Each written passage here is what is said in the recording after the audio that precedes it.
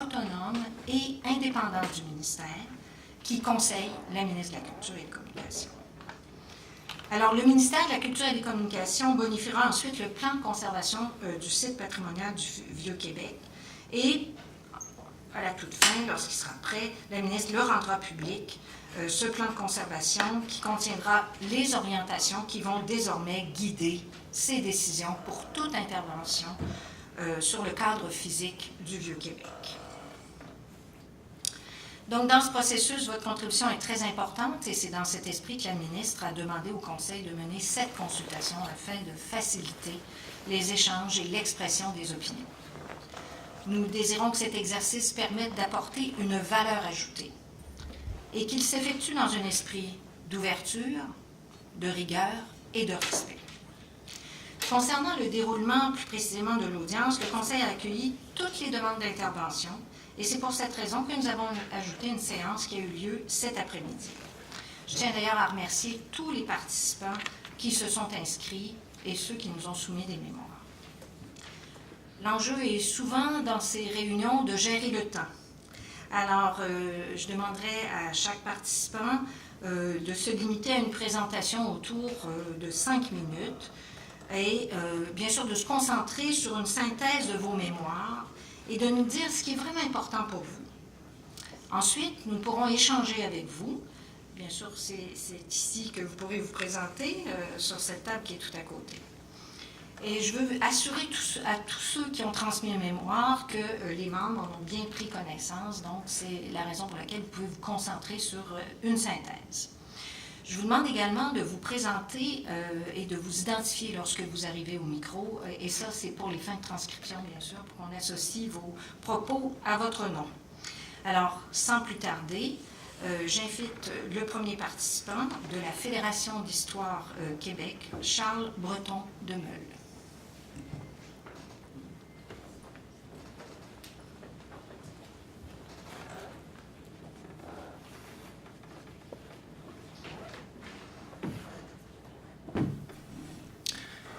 Bonsoir, Madame la Présidente, Mesdames et Messieurs, les membres du Conseil. Ça me fait plaisir de représenter ce soir la Fédération Histoire Québec, qui est un organisme qui compte près de 285 sociétés d'histoire et organismes voués à la protection du patrimoine comme membres et qui représente tout près de 55 000 personnes partout au Québec. Essentiellement, notre mémoire se divise en 3 sections. La première concerne surtout la Commission d'urbanisme et de conservation de Québec. La deuxième section concerne la multiplicité d'acteurs et l'absence d'une vision de coordination. Et le troisième élément concerne davantage le Vieux-Québec comme milieu de vie. Je débuterai d'abord avec les pouvoirs de la Commission d'urbanisme. Vous le savez, depuis 2016, la Ville de Québec exerce certains pouvoirs qu'exerçait autrefois la ministre de la Culture, donc les fonctionnaires du ministère de la Culture et des Communications, notamment quant à la modification relative à l'apparence extérieure des immeubles. Donc, les autorisations dorénavant sont délivrées par la Commission d'urbanisme et de conservation. Pour nous, cet élément-là est très inquiétant du point de vue de la protection du patrimoine parce que la Commission d'urbanisme et de conservation n'a pas nécessairement une obligation de rendre des comptes au ministère dans l'exercice de ce pouvoir-là. Et je tiens également à préciser que la Commission est un organisme qui est politique.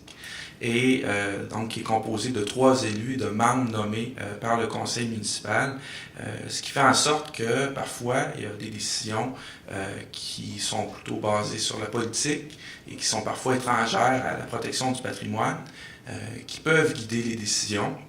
Et pour nous, c'est une situation qui n'est pas optimale pour la protection du patrimoine.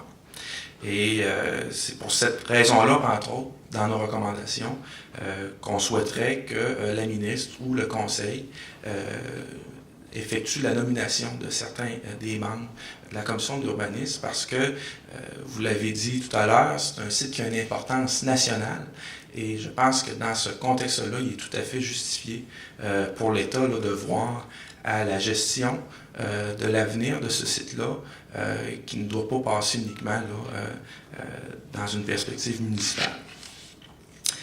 Le deuxième élément, je l'ai dit, concerne davantage la multiplicité d'acteurs dans le Vieux-Québec. Bon, évidemment, il y a le gouvernement du Québec, il y a le gouvernement fédéral, mais également là, la Ville de Québec.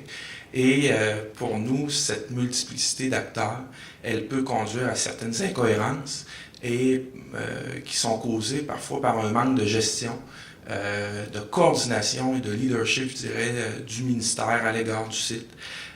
Bon, un exemple concret, on en a entendu souvent parler, mais je pense que c'est important de le rappeler, c'est celui de la fameuse pierre bleue qui a été utilisée pour les fortifications de Québec, la pierre bleue de Pennsylvanie. Pour nous, c'est un exemple finalement d'une décision qui n'avait pas lieu d'être et qui aurait pu être évitée si le plan de conservation avait véritablement une valeur contraignante pour ces multiples acteurs du Vieux-Québec. Bon, on me parlera peut-être d'une question de partage des compétences, mais à tout le moins, je pense que le rôle du ministère, c'est d'accorder une valeur beaucoup plus contraignante à son plan de conservation pour qu'il puisse véritablement contribuer là, à la sauvegarde du site patrimonial du Vieux-Québec. Et je terminerai sur le dernier point qui concerne le Vieux-Québec comme milieu de vie. C'est quand même fascinant de penser que le Vieux-Québec est habité depuis près de 400 ans par des familles, par des gens qui contribuent à donner une âme à ce quartier-là. Et pour nous, c'est clair que le fait que le Vieux-Québec soit un milieu résidentiel contribue à sa valeur patrimoniale comme site. Et on souhaiterait, à cet égard-là, qu'il y ait des garanties dans le plan de conservation pour que cette valeur, cet usage résidentiel-là puisse être conservé. Et un exemple que je peux donner, quel est par exemple l'impact du plan de conservation, notamment pour les questions de zonage? Si par exemple la Ville de Québec décidait de changer une partie du zonage dans le Vieux-Québec pour permettre plus de commerce et donc un peu de mettre de côté l'aspect résidentiel du site, est-ce que le plan de conservation pourrait permettre finalement d'être appliqué pour dire l'aspect résidentiel du site contribue à la valeur patrimoniale et donc on doit pouvoir le préserver. Et pour terminer, en résumé, finalement, pour nous, ce qui compte, c'est qu'il y ait un rôle de gardien du ministère ou du Conseil du patrimoine culturel, même si, bon, je comprends que c'est un organisme consultatif, c'est plutôt au ministère de le faire. Il y a l'aspect aussi reddition de comptes, pour nous, qui est important et qui est un peu absent dans ce processus-là du côté de la commission d'urbanisme. Et enfin, associer milieu de vie comme une valeur patrimoniale importante pour le site. Ça résume nos interventions. Merci beaucoup.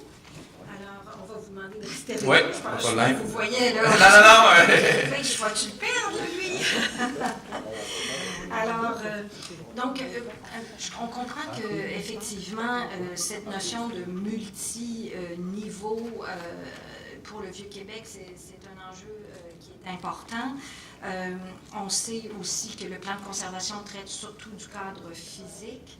Alors, et vous savez que le Vieux-Québec aussi a une table de concertation qui traite plus spécifiquement, je dirais, de cet équilibre des usages.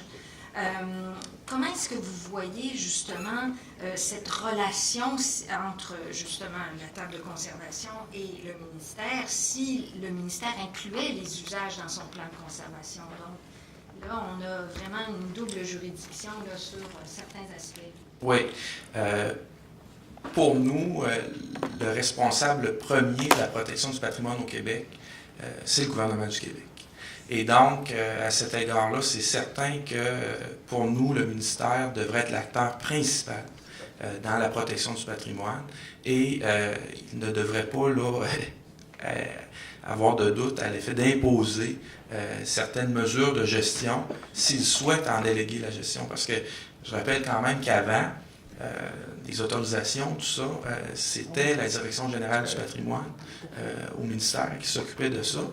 Et actuellement, la décentralisation ne s'accompagne pas vraiment d'une reddition de comptes. Donc, c'est sûr que pour nous, si on veut qu'il y ait une multiplicité d'acteurs, c'est ça la volonté de l'État, l'État doit être là pour accompagner et surtout pour imposer des éléments et dire, écoutez, c'est nous qui sommes nous sommes les maîtres d'œuvre de la protection du patrimoine au Québec et vous avez certaines responsabilités, que ce soit les municipalités ou les autres acteurs. Et donc, effectivement, là, pour nous, c'est clair que le ministère doit jouer un rôle plus important. Et quand vous parlez de reddition de comptes, à quoi est-ce que vous pensez si vous élaborez à ce sujet? Oui. On a proposé que certains des membres de la commission d'urbanisme et de conservation soient nommés par le Conseil du patrimoine culturel ou par la ministre. Pour nous, ce serait une garantie au moins suffisante que des gens spécialisés en matière de protection du patrimoine composent cet organisme-là. Parce qu'actuellement, il y a 10 membres et il y en a un seul qui s'identifie comme spécialiste en patrimoine. Évidemment, les autres membres, ce sont des architectes, des urbanistes qui sont probablement très, très, très bons dans leur profession, mais ce ne sont pas des gens qui sont spécialisés dans la protection du patrimoine. Et pour nous, ça, c'est très inquiétant parce que on se dit autrefois, c'était des gens militaires qui faisaient ça quotidiennement. Et là, c'est un organe qui, en plus, est politique, qui prend ces décisions-là. L'exemple que je peux vous donner par rapport à la reddition de comptes, on a vu, par exemple, à l'île d'Orléans, qu'il y a beaucoup de pression politique et citoyenne.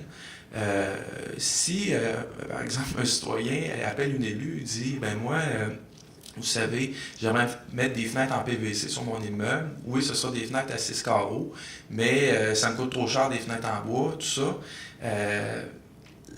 Il y a un côté politique là-dedans. Quelle sera la décision de la commission d'urbanisme s'il n'y a pas de reddition de compte, s'il n'y a pas un droit de regard, finalement, du ministère à chaque décision qui est prise pour dire, écoutez, nous, là, on est quand même les gardiens de la protection du patrimoine ici et on doit s'assurer que le plan de conservation est véritablement respecté. Alors, moi, quand je parle de reddition de compte, c'est clair que le ministère doit pouvoir se garder un droit de regard sur chaque décision qui est prise. Par la nomination des membres, merci.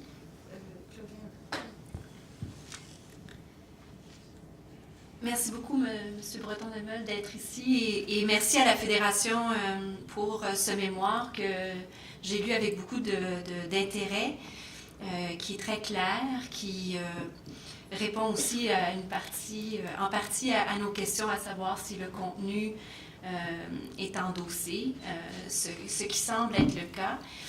J'ai deux questions qui sont plus de clarification, mais j'espère que je ne vais pas trop dans le détail. Si c'est le cas, je peux relire des extraits. Mais justement, pour poursuivre sur la question de ma collègue au sujet des interventions et de la coordination entre les acteurs, il y a un endroit dans votre texte où vous parlez d'une entente, donc coordination, et vous nommez le Conseil du patrimoine culturel du Québec, donc qui pourrait peut-être être l'instigateur de cette coordination. Et voici la question, afin de donner un réel plan d'ensemble aux interventions. Est-ce que vous pourriez clarifier ça pour nous, s'il vous plaît? Oui. J'en ai parlé tout à l'heure, l'exemple de la fameuse pierre bleue de Pennsylvanie qui a été utilisée pour les fortifications. C'est un peu dans ce sens-là, c'est-à-dire que aussitôt qu'il y a une intervention sur le site patrimonial, l'exemple du zonage aussi, je pense, est un bon élément, il faut s'assurer qu'il y ait un seul répondant. Même s'il peut y avoir plusieurs acteurs qui sont autour de la table, il faut qu'il y ait une personne qui puisse dire « c'est moi qui prends la décision ». Et actuellement, j'ai l'impression que c'est ça la volonté gouvernementale en établissant un plan de conservation, mais nous, ce qu'on trouve, c'est qu'il n'est pas assez contraignant, le plan. Donc, si cet aspect-là n'est pas présent, il n'y aura pas vraiment un phare qui va permettre de guider tous les bateaux et finalement ça conduit à des décisions parfois qui sont un peu incohérentes parce que justement le plan n'a pas une valeur contraignante. Je ne sais pas si ça répondait à votre question, mais nous c'était plus dans ce sens-là qu'on le voyait. Est-ce que je peux poser une seconde question? C'est au sujet justement des interventions. Je vais rebondir sur l'exemple que vous venez de donner. À un endroit dans votre mémoire, vous évoquez le besoin de surveiller, et je paraphrase, les matériaux qui sont utilisés dans le Vieux-Québec. Et en même temps aussi, vous semblez dire dans le mémoire, et c'est ça que j'aimerais que vous clarifiez pour nous, que vous cherchez aussi à ce qu'il y ait, ou que peut-être la Fédération accepte qu'il y ait des interventions où l'innovation puisse se manifester. Donc finalement, c'est l'éternel dilemme entre le contemporain et l'ancien. Est-ce que vous pourriez nous donner une petite idée comme sur quelle enseigne se loge la Fédération? Oui, pour nous, c'est clair qu'un site, ça doit évoluer, mais souvent, je pense que quand on dit ça, on a l'impression de penser la même chose, mais il y a plusieurs visions de ce que sont les interventions. Pour nous, c'est clair que c'est un milieu qui est très, très, très, très fragile et qu'actuellement, souvent, on nous vend des éléments qui sont modernes, mais qui ne s'intègrent pas du tout, mais pas du tout, à un site patrimonial fragile comme est celui du Vieux-Québec. Pour nous, c'est clair que ça passe par un respect des matériaux traditionnels et que ce sont par exemple la pierre, le bois et la brique. Il y a des exemples qui sont inspirants. Je pense que notamment ce que les Augustines ont fait, c'est un bel exemple d'innovation, de transformation d'un lieu patrimonial. Mais il y a d'autres exemples qui sont un peu moins. Là. Par exemple, on a parlé du site Saint-Louis de Gonzague. Je comprends que pour l'instant, je pense qu'il n'y a pas eu encore d'autorisation du côté du ministère, mais ce qui a été présenté du côté de la ville, là, pour nous, c'est clair que ce n'était pas compatible avec un site comme ça. Et c'est un exemple de ce qu'on présente comme une innovation et qui n'en est pas vraiment une, finalement. Ça clarifie. Merci. Excellent. Donc, on vous remercie. Merci. Merci. Alors, j'appellerai M. Martin Laperrière, qui, je crois, est en arrière-scène. Oui, il est là. Bonsoir. C'est la chaise, ça ne sera pas long.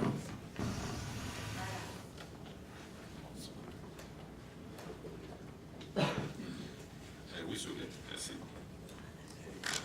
On me disait, Madame la Présidente, quand je peux commencer mon mémoire. Laissez s'asseoir, Madame la vice-présidente. Voilà. Merci. Bonsoir, cher commissaire, mesdames et messieurs, monsieur le conseiller Rousseau. C'est à titre de simple citoyen. Moi, je reste dans le quartier Sainte-Foy, l'arrondissement Sainte-Foy-Caprouge-Cédric. Il me fait plaisir de vous faire part de mes réflexions sur la conservation du patrimoine du Vieux-Québec.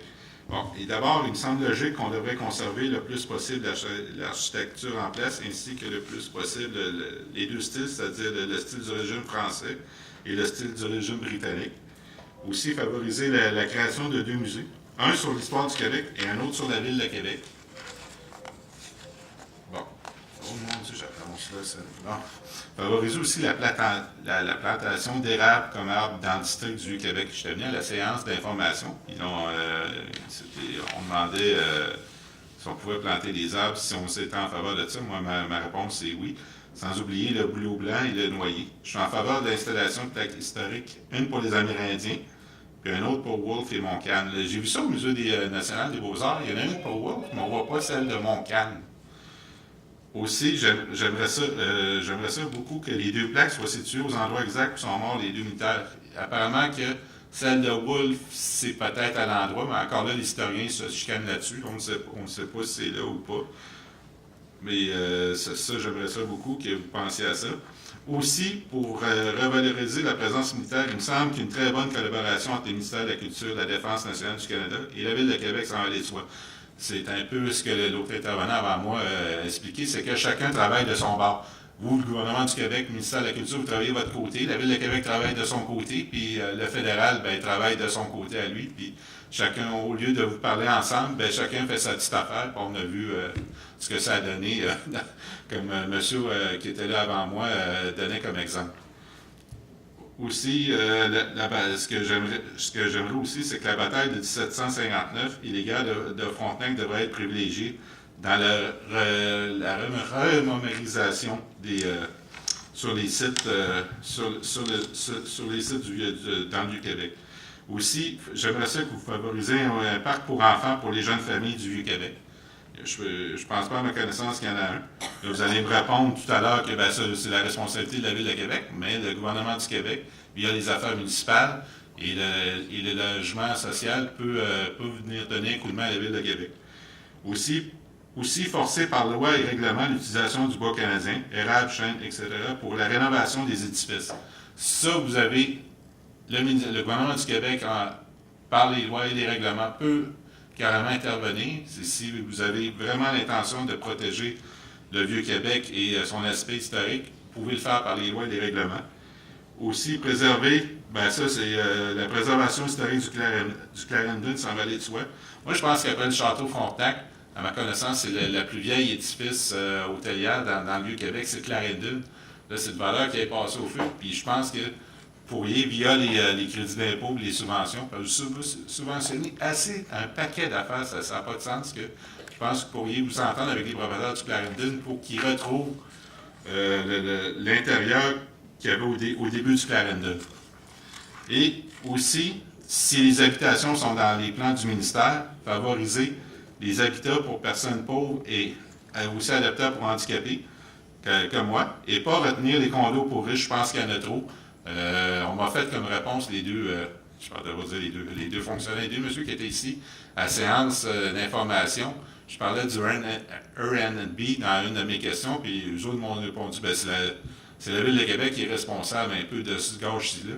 Moi, je trouve que il y a assez de condos de même dans la Ville de Québec, puis en plus, moi je les appelle les voyous là, du Airbnb.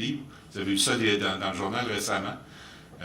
J'aimerais mieux que le ministère favorise je dirais, les gens là, avec les jeunes familles, avec les pauvres, puis faire des logements adaptables pour les handicapés, via vos autres ministères du gouvernement du Québec, soit ceux que le ministère du logement ou les affaires municipales. Et finalement, j'ai un vœu personnel. Pourquoi pas l'installation d'un centre monétaire international? Montréal, ils en ont sacré un dans le Vieux-Montréal, pourquoi pas nous autres aussi? Là? Ça serait le fun. Je vous remercie beaucoup de m'avoir entendu. Je suis prêt à répondre à vos questions si vous en avez. Merci beaucoup, M.